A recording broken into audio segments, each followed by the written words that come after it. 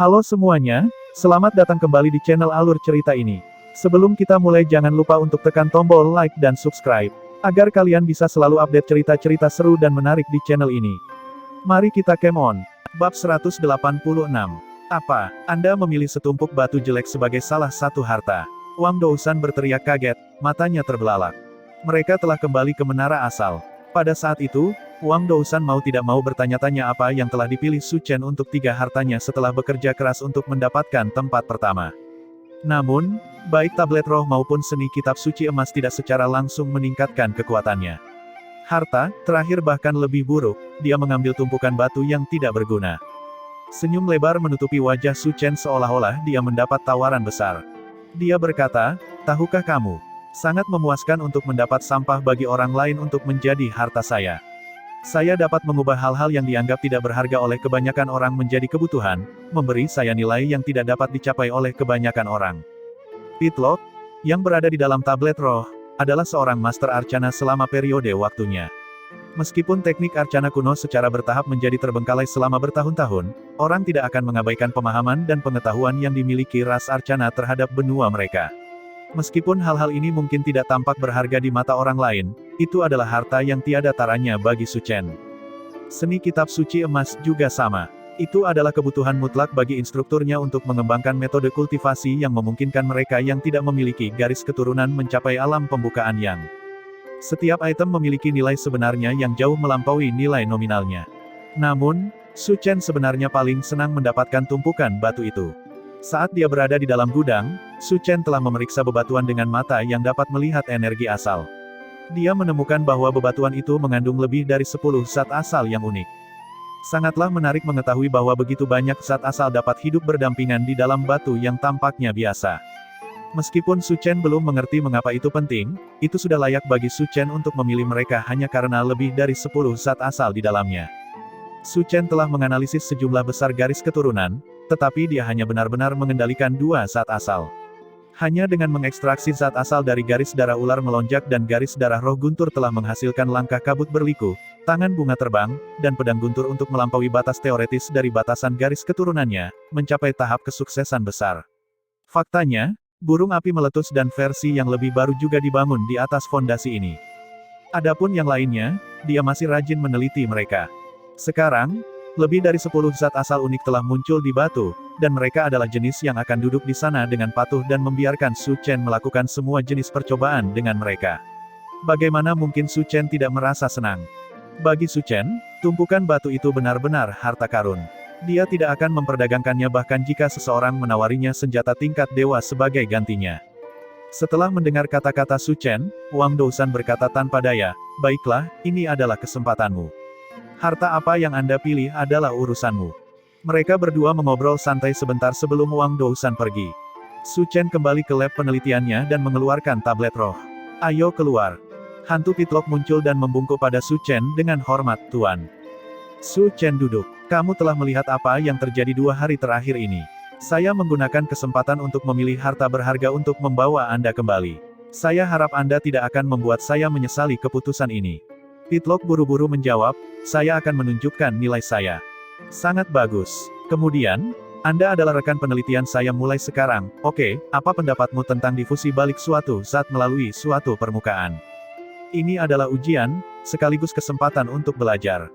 Pitlock berkata dengan santai, difusi terbalik memiliki 3 faktor utama, permeabilitas, kelengketan, dan isomerisasi. Mari kita lihat permeabilitasnya terlebih dahulu. Su Chen mendengarkan dengan rajin dan penuh perhatian. Di bawah cahaya lilin kuning, hantu tua dan manusia muda mulai mendiskusikan pengetahuan kuno dan modern yang telah mereka kumpulkan. Bagi Su Chen, Pitlock benar-benar merupakan gudang informasi yang tak ternilai harganya. Ras Arcana menempatkan banyak penekanan pada pengembangan pengetahuan dasar. Mereka memiliki pemahaman dan sudut pandang unik tentang dunia tempat mereka tinggal. Misalnya, zat asal yang ditemukan Su Chen sebenarnya telah ditemukan selama keberadaan kerajaan Arcana, selanjutnya itu disebut partikel. Ras Arcana menemukan bahwa partikel adalah elemen dasar dari energi asal, dengan partikel yang berbeda memiliki kegunaan yang berbeda. Setelah partikel ini berkumpul dalam jumlah yang cukup besar, mereka akan memanifestasikan dirinya sebagai atribut energi asal, misalnya, energi asal tipe api atau tipe angin. Binatang iblis dan binatang terlantar sangat kuat karena mereka memiliki sejumlah besar partikel yang kompatibel di dalam tubuh mereka. Manusia meminjam garis keturunan mereka untuk memperkuat diri karena mereka bisa mendapatkan partikel yang sesuai dengan garis keturunan mereka. Ini sepenuhnya sejalan dengan penemuan Su Chen, tetapi karena dia selalu meneliti sendiri, dia kekurangan jaringan informasi. Jika garis keturunan dapat diwariskan, apakah itu berarti suatu organisme juga dapat menghasilkan partikel itu sendiri? Su Chen bertanya. Pitlock menggelengkan kepalanya. Partikel adalah zat paling dasar di alam semesta.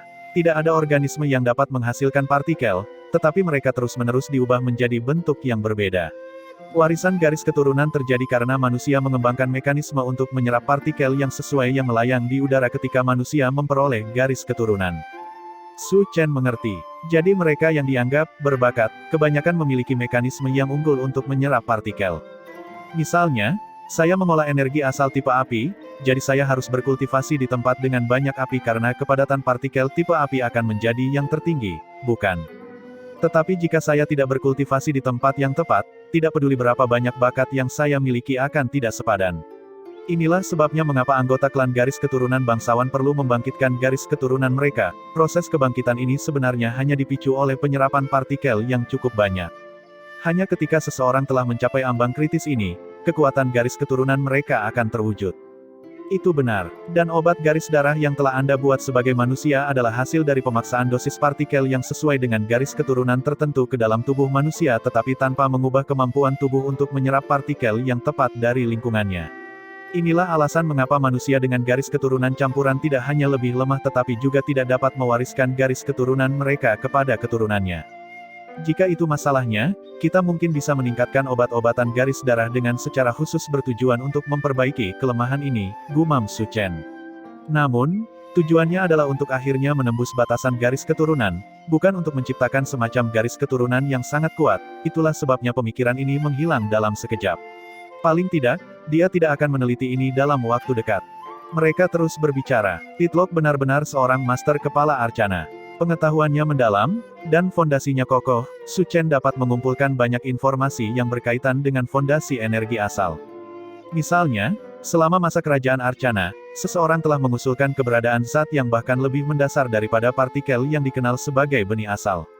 Mereka dapat digabungkan untuk membentuk partikel yang berbeda, menghasilkan atribut yang sesuai. Benih asal adalah sumber sebenarnya dari segalanya.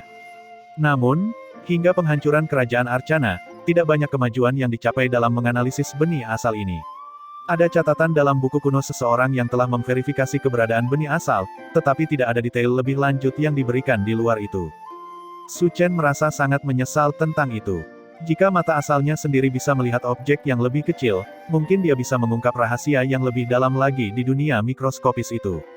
Dia memiliki perasaan di dalam hatinya bahwa matanya mungkin akan Bab 187. Setelah kembali ke Institut Naga Tersembunyi, Su Chen melanjutkan gaya hidupnya sebelumnya.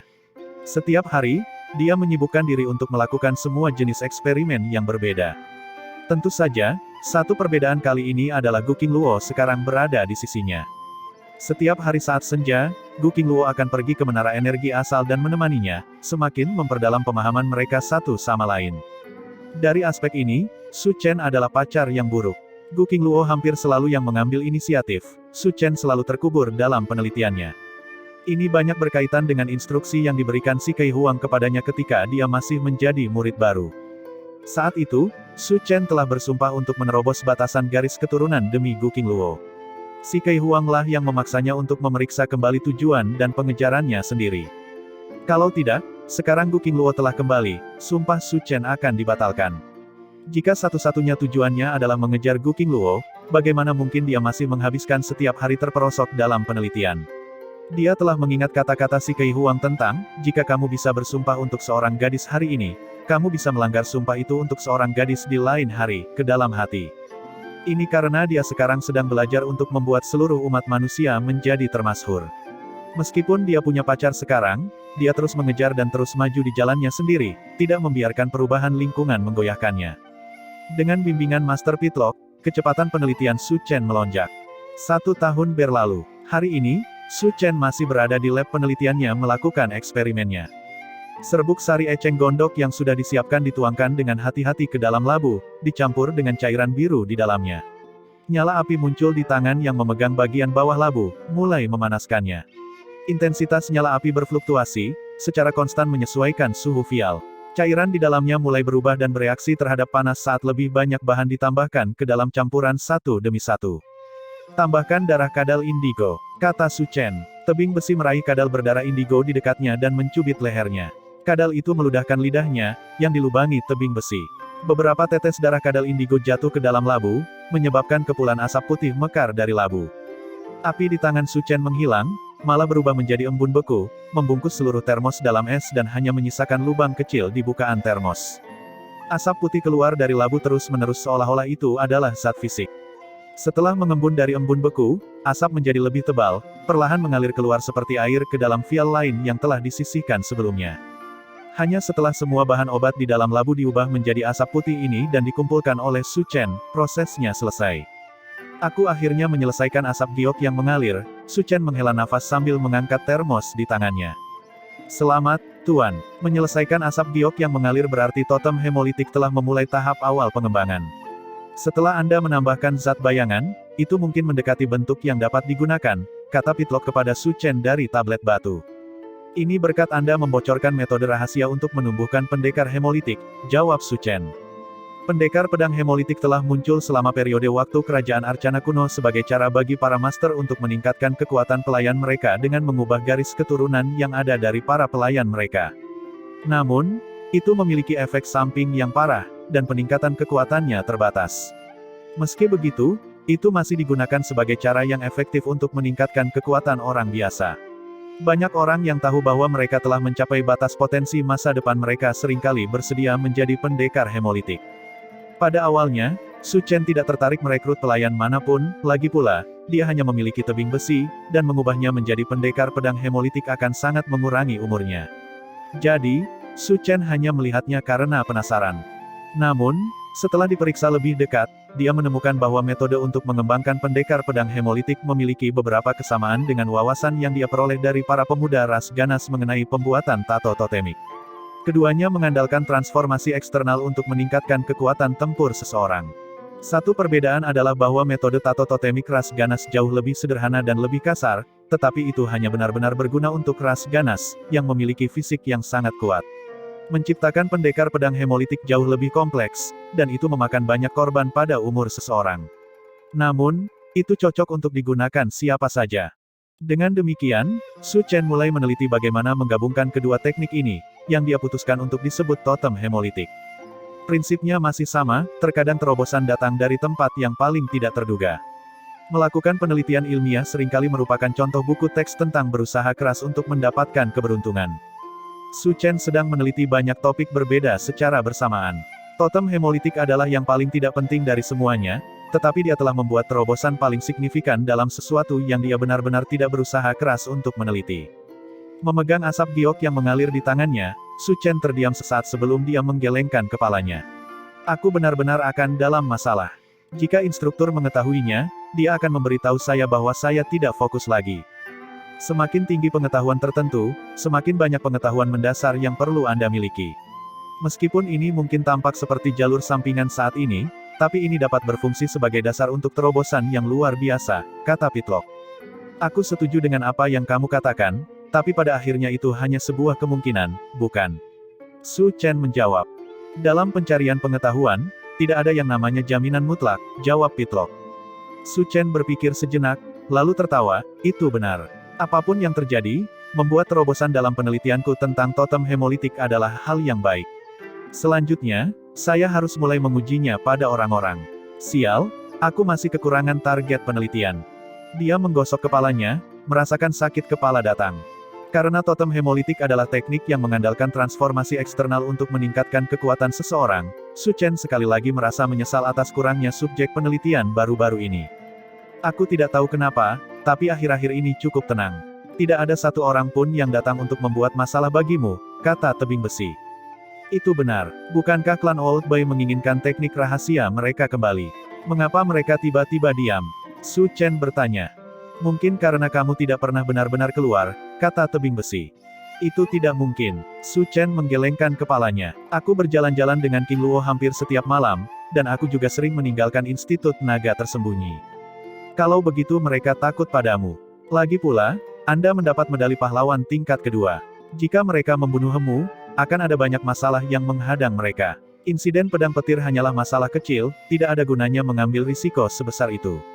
Itu memalukan. Begitu banyak klan bangsawan, tetapi tidak satupun dari mereka memiliki keberanian. Su Chen menghela nafas sambil menggelengkan kepalanya. Orang lain mungkin takut membuat musuh dan menyinggung orang lain, namun, bagi Su Chen, yang sangat membutuhkan subjek penelitian, dia berharap untuk membuat musuh dan menyinggung orang lain.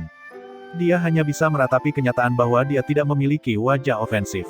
Instruktur mengatakan bahwa saya akan dikelilingi oleh musuh begitu saya memilih untuk berjalan di jalan ini, tetapi sepertinya tidak ada, gumam Su Chen.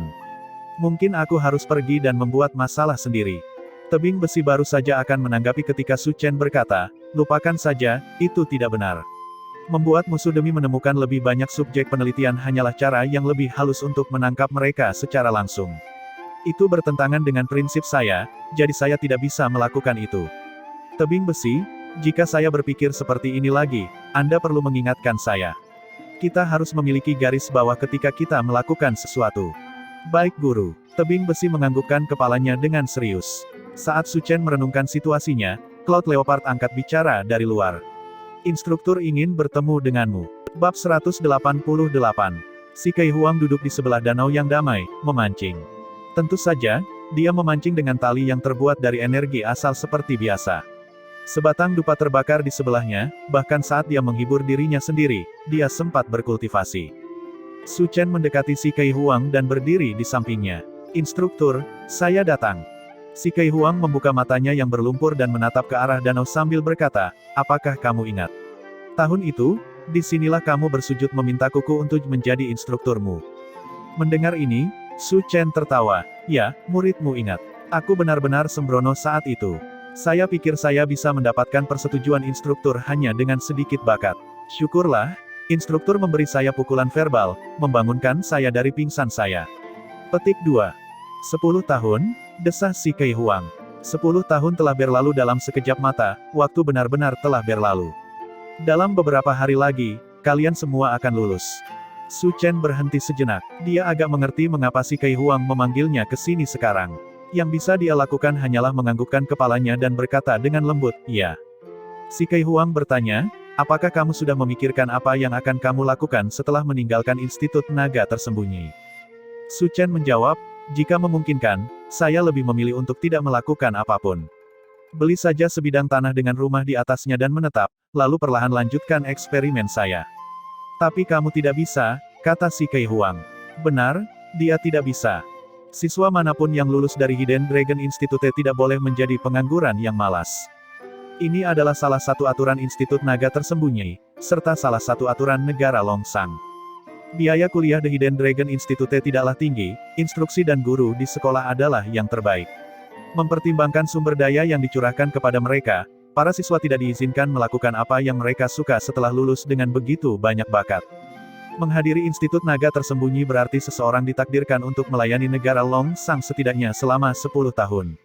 Setelah 10 tahun, Anda bebas melakukan apapun yang Anda inginkan, tetapi siapapun yang mencoba untuk tidak patuh sebelumnya tidak akan selamat. Meskipun Anda tidak memiliki suara apakah Anda bekerja atau tidak, Anda dapat memilih di mana Anda bekerja. Si Kei Huang sedang mencarinya hari ini untuk mencari tahu apa pilihan Su Chen nantinya. Su Chen bertanya, apakah instruktur memiliki saran yang bagus? Si Kei Huang berkata, saya punya satu ide, tetap di Institut Naga Tersembunyi sebagai dosen. Ini bukan pilihan yang buruk. Manfaat terbesar dari tetap tinggal di Hidden Dragon Institute adalah tidak ada yang berubah. Su Chen dapat terus belajar di bawah si Kei Huang dan melakukan eksperimennya di menara energi asal dengan relatif aman. Tidak ada yang berani membuat masalah dengannya di dalam tembok institut, dan ini hanya akan berlanjut. Namun, Su Chen menggelengkan kepalanya dan berkata, meskipun Institut Naga Tersembunyi adalah tempat yang luar biasa untuk belajar, kemampuan saya untuk menerapkan apa yang telah saya pelajari terbatas. Begitu fondasi saya cukup kokoh, saya perlu menjelajahi dunia luar yang luas, melihat, mengalami, dan mempelajari hal-hal baru. Itulah satu-satunya cara agar saya dapat mengejar impian saya. Si Kei Huang tertawa, mengapa kamu tidak mengatakan saja bahwa kamu kekurangan subjek penelitian dan mereka sulit ditemukan di dalam Hidden Dragon Institute? Wajah Su Chen memerah. Dia menjawab, itu salah satu alasannya, tetapi pengalaman saya di reruntuhan tahun lalu mengajari saya apa arti, berjalan 10.000 mil lebih baik daripada membaca 10.000 buku. Tanpa pitlock, pemahaman dasar dan penelitian saya tentang teknik arcana kuno mungkin hanya membuat saya berputar-putar. Dari sini, terbukti bahwa dunia luar memiliki lebih banyak peluang yang menunggu untuk ditemukan dan dimanfaatkan. Itu benar, desah Si Kei Huang. Sudah 10 tahun, kamu telah mempelajari apa yang perlu kamu pelajari, dan fondasimu cukup kokoh. Sudah waktunya bagimu untuk meledak. Jika demikian, mengapa tidak pergi dan mendaftar untuk menjadi pelaksana pengetahuan di Biro Asal? Biro Asal adalah departemen urusan internal di negara Longsang yang bertanggung jawab untuk mengelola sarjana Origin Qi. Mereka kebanyakan menyelesaikan konflik antara sarjana Origin Qi dan urusan supernatural. Pelaksana pengetahuan adalah wakil komandan dalam departemen. Karena sarjana Origin Qi jumlahnya lebih sedikit daripada orang biasa, biasanya ada lebih sedikit perselisihan, jadi mereka memiliki banyak waktu luang. Namun, mereka masih memiliki beberapa tanggung jawab, lagi pula, sarjana Origin Qi tidak pernah menimbulkan keributan kecil.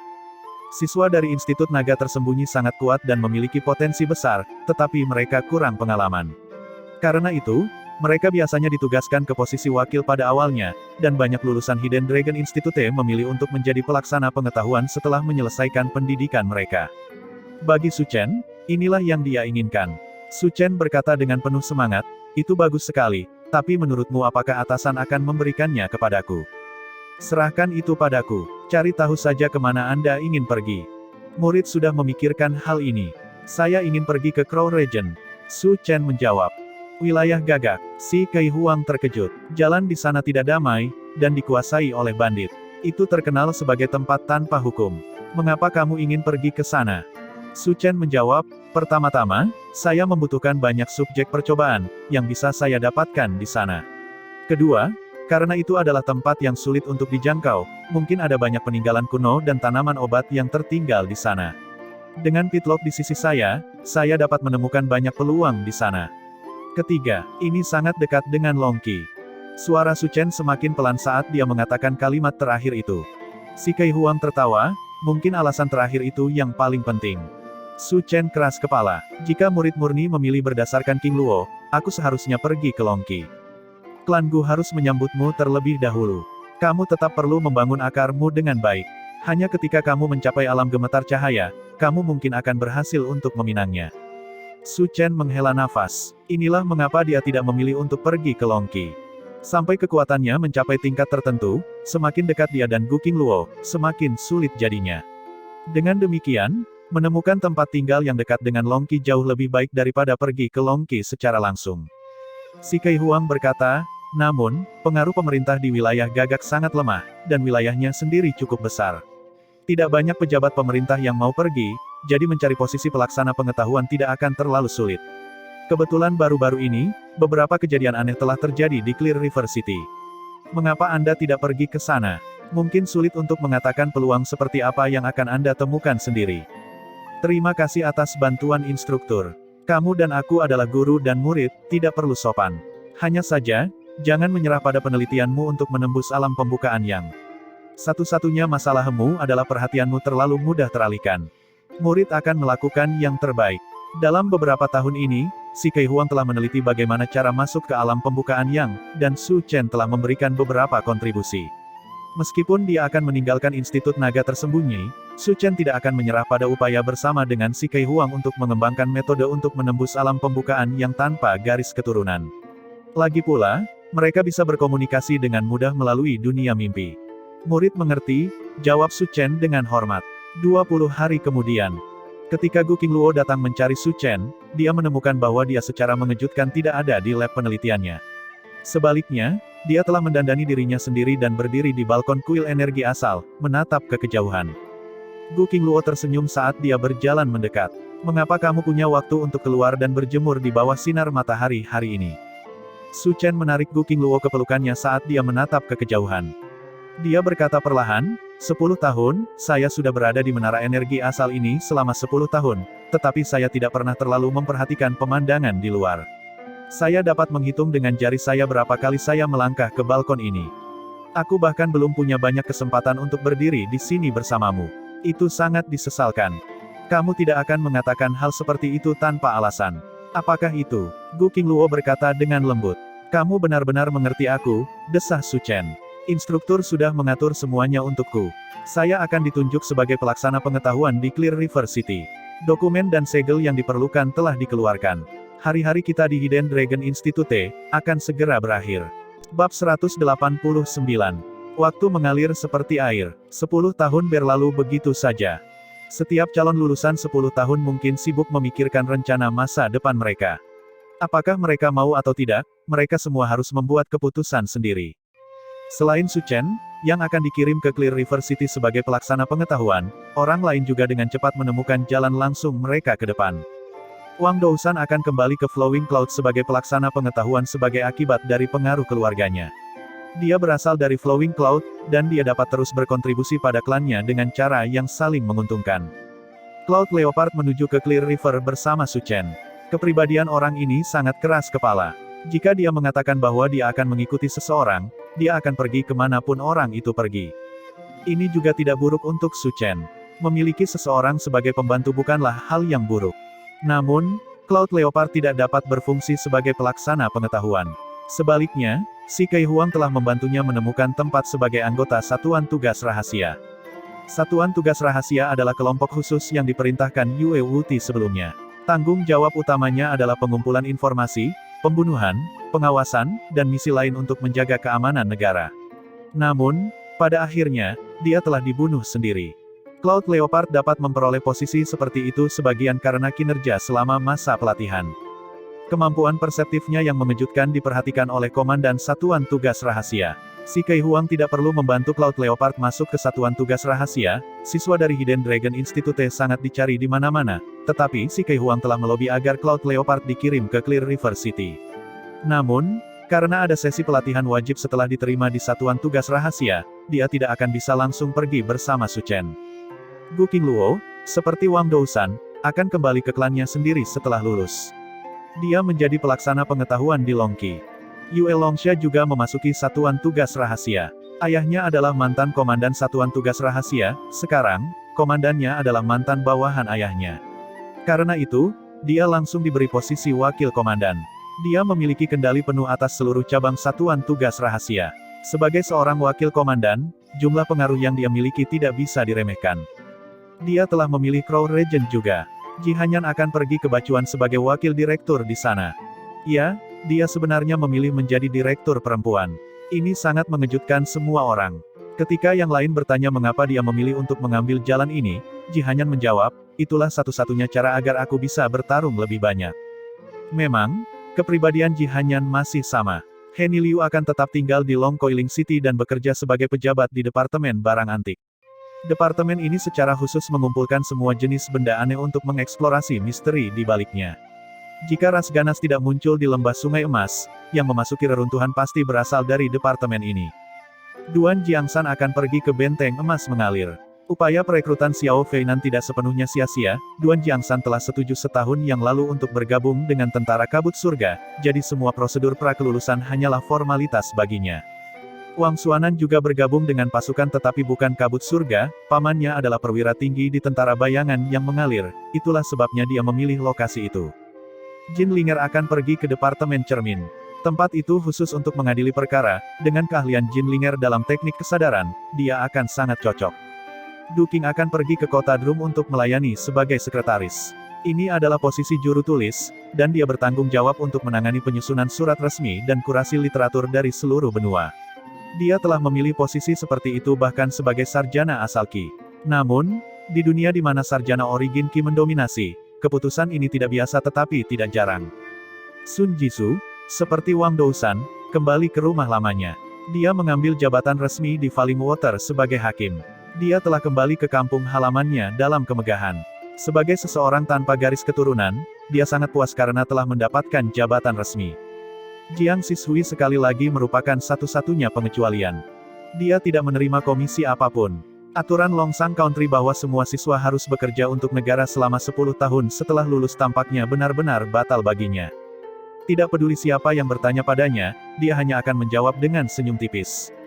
Hanya Ji Hanyan yang tampaknya memiliki firasat tentang alasannya. Pada malam itu, Ketika mereka semua mengucapkan selamat tinggal, dia mengeluarkan suara geraman dingin sebagai tanggapan atas kerahasiaan Jiang Sishui. Akhirnya, hari kelulusan tiba.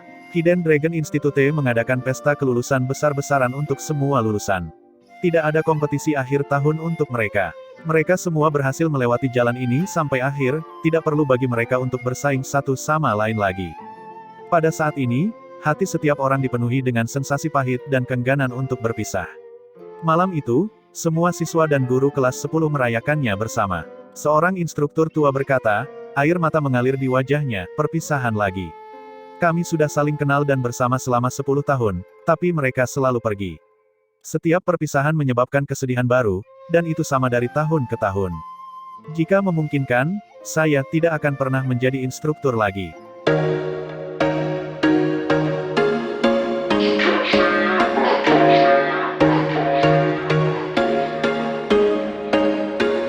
There was once a day that I would pray for you. I'd go and misbehave just so you'd notice too. Sneaking looks up and down from across the room. And damn, what a hell of a